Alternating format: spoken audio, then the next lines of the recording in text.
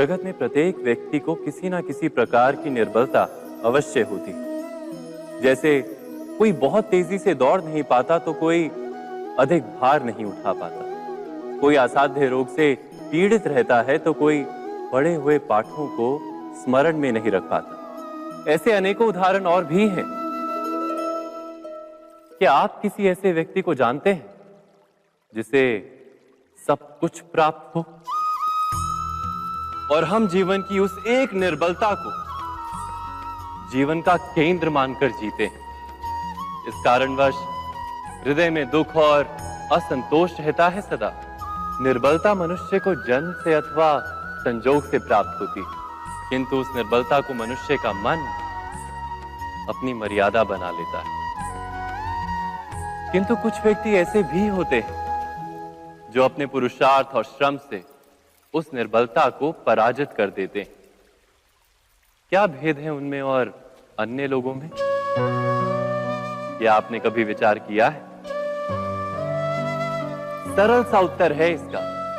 जो व्यक्ति निर्बलता से पराजित नहीं होता, जो पुरुषार्थ करने का साहस रखता है हृदय में, वो निर्बलता को पार कर जाता है।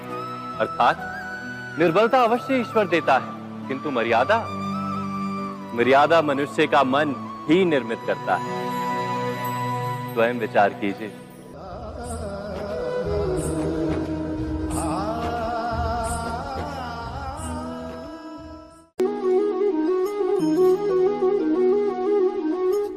भविष्य का दूसरा नाम है संघर्ष। हृदय में आज इच्छा होती है और यदि पूर्ण नहीं हो पाती तो हृदय भविष्य की योजना बनाता है।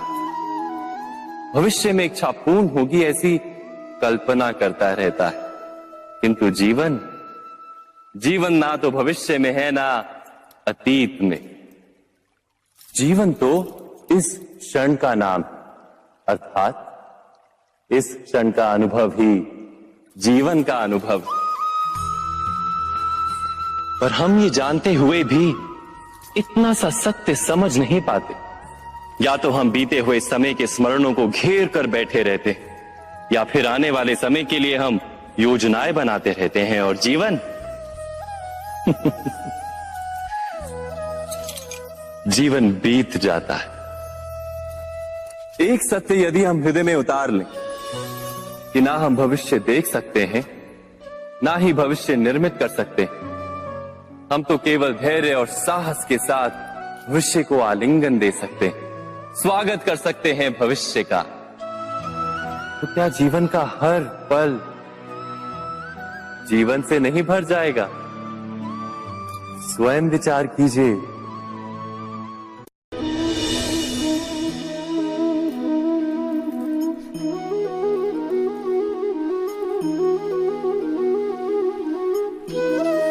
ज्ञान प्राप्ति सदा ही समर्पण से होती है, ये हम सब जानते हैं। किंतु समर्पण का वास्तविक महत्व क्या है?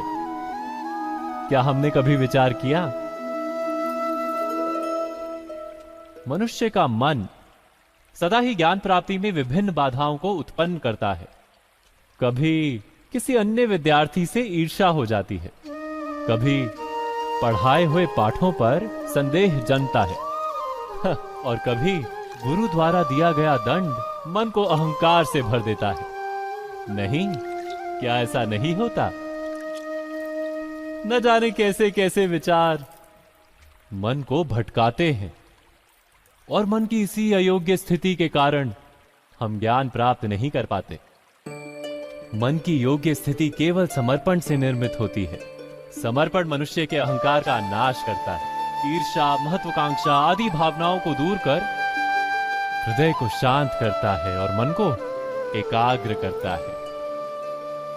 वास्तव में ईश्वर की सृष्टि में ना ज्ञान की मर्यादा है ना ज्ञानियों की।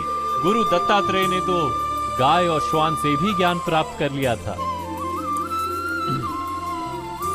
अर्थात विषय ब्रह्म ज्ञान का हो या जीवन के ज्ञान का या गुरुकुल में प्राप्त होने वाले ज्ञान का, उसकी प्राप्ति के लिए गुरु से अधिक महत्व है उस गुरु के प्रति हमारा समर्पण। क्या ये सत्य नहीं?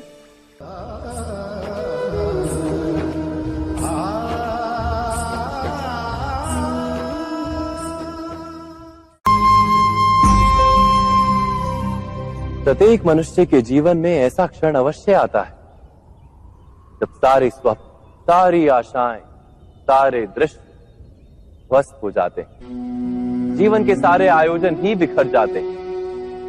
एक और धर्म होता है और दूसरी ओर सुख। इसी को धर्म संकट कहते हैं। जब धर्म का वहन ही संकट हो और धर्म का त्याग ही सुख हो। विचार कीजिए, कभी किसी स्वजन के विरुद्ध सत्य बोलने का अवसर प्राप्त हो जाता है, कभी ठीक दरिद्रता के समय सरलता से चोरी करने का मार्ग प्राप्त हो जाता है, कभी किसी शक्तिशाली राजनेता या राजा के कर्मचारी का अधर्म प्रकट हो जाता है। सबके जीवन में ऐसी घटना बनती ही रहती है।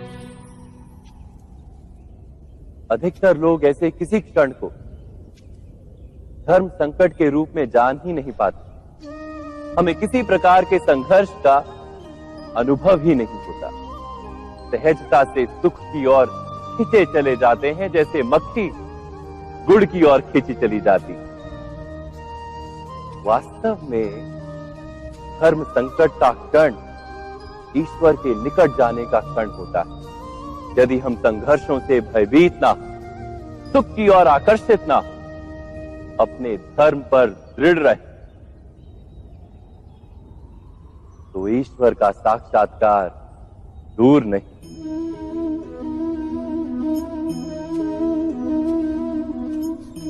पवन से युद्ध करने वाला पत्ता यदि पेड़ से गिरता है तो भी आकाश की ओर उठता है। पवन से झुकने वाली घास वहीं भूमि पर रह जाती। अर्थात धर्म संकट से यदि हम संकट को ही टाल दें तो सुख तो मिलता है, जीवन बढ़ता है, किंतु क्या चरित्र नहीं टूटता? क्या आत्मा दरिद्र नहीं हो जाती? क्या ईश्वर से अंतर नहीं हो जाता? स्वयं विचार किए।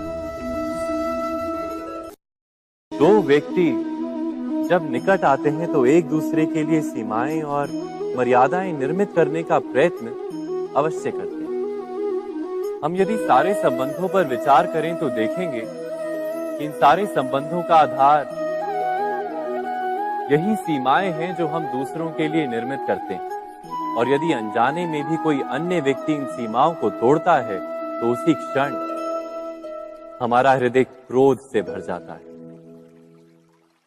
इन सीमाओं का वास्तविक रूप क्या है? क्या हमने कभी विचार किया? सीमाओं के द्वारा हम दूसरे व्यक्ति को निर्णय करने की अनुमति नहीं देते। अपना निर्णय उस व्यक्ति पर थोपते, अर्थात किसी की स्वतंत्रता का अस्वीकार करते हैं हम। और जब स्वतंत्रता का अस्वीकार किया जाता है तो उसका हृदय दुख से भर जाता है।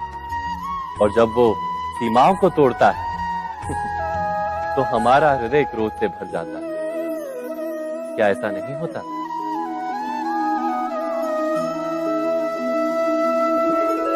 पर यदि एक दूसरे की स्वतंत्रता का सम्मान किया जाए तो किसी मर्यादाओं या सीमाओं की आवश्यकता ही नहीं होती। अर्थात जिस प्रकार स्वीकार किसी संबंध का देह है, क्या वैसे ही स्वतंत्रता किसी संबंध की आत्मा नहीं? स्वयं विचार कीजिए। सबके जीवन में ऐसा प्रसंग अवश्य आता है कि सत्य कहने का निश्चय होता है हृदय में, किंतु मुख से सत्य निकल नहीं पाता। कोई भय मन को घेर लेता है। किसी घटना अथवा प्रसंग के बारे में बात करना या फिर स्वयं से कोई भूल हो जाए उसके बारे में कुछ बोलना, क्या ये सत्य है? नहीं, ये तो केवल तथ्य है। अर्थात जैसा हुआ था वैसा केवल बोल देना सामान्य सी बात। किंतु कभी कभी उस तथ्य को बोलते हुए भी भय लगता है। कदाचित किसी दूसरे की भावनाओं का विचार आता है मन। दूसरे को दुख होगा ये भय भी शब्दों को रोकता है। तो ये सत्य क्या है? क्या हमने कभी विचार किया है? जब भय रहते हुए भी कोई तथ्य